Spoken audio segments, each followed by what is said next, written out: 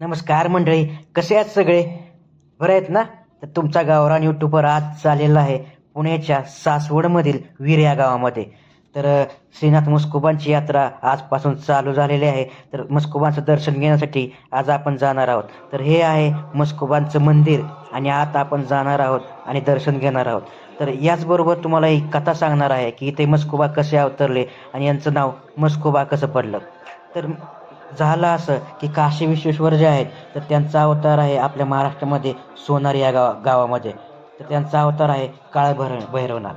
तर या सोनार या गावामध्ये एक धनगर समाजातील गृहस्थ राहायचे. त्यांचं नाव होतं कमळाजी. ते दररोज आपल्या शेळ्या मेंढ्या चारायचे, काम करायचे. पण नित्यनियमाने ते काय करायचे, भैरवनाथाची भक्ती करायचे. पण काही दिवसांनी काय झालं की सोनार या गावामध्ये दुष्काळ पडला आणि दुष्काळ पडल्यामुळं त्यांच्या शेळ्या मेंढ्यांना काय खायला मिळेना. मग त्यांनी काय केलं की तिथून जायचं ठरवलं. पण त्यांचा पाय निघत नव्हता, पण शेळ्या मेंढ्यांना तर खाऊ घालायला लागायचं. म्हणून त्यांनी काय केलं, फिरत फिरत फिरत ते सासवड या गावामध्ये आले. तर सासवडमध्ये आल्यानंतर तर तिथे एका गावामध्ये ते शेळ्या मेंढ्या चरत असत. पण कालांतरानं काय झालं की तेथीलही चारा संपू लागला.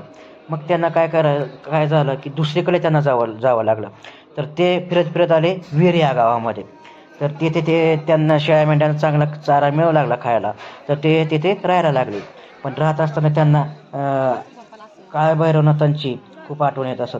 ते रोज देवाला मग की देवा, मी एवढ्या लांबून तुझ्याकडे कसे येऊ पाया पडण्यासाठी.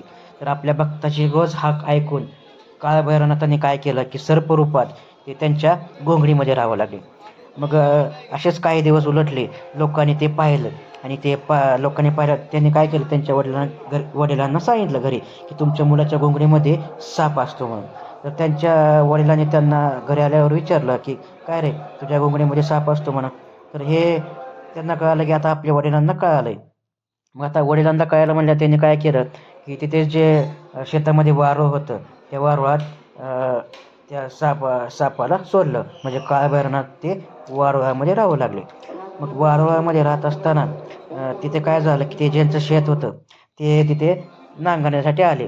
आणि नांगरण्यासाठी आल्यावर ते नांगरत काय झालं, ते वारुळाला त्या नांगर लागला. मग नांगर लागल्यावर ते जे बैल होती आणि जो नांगरणारा होता तो मृत्युमुखी पडला. तर गावातल्या लोकांना हे समजलं आणि गावातले लोक तिथे जमा झाले. जमा झाल्यानंतर एक कमळाजी पण तिथे आले. तर कमळाजीने त्यांना ही कथा सांगितली, असं असं झालेलं आहे.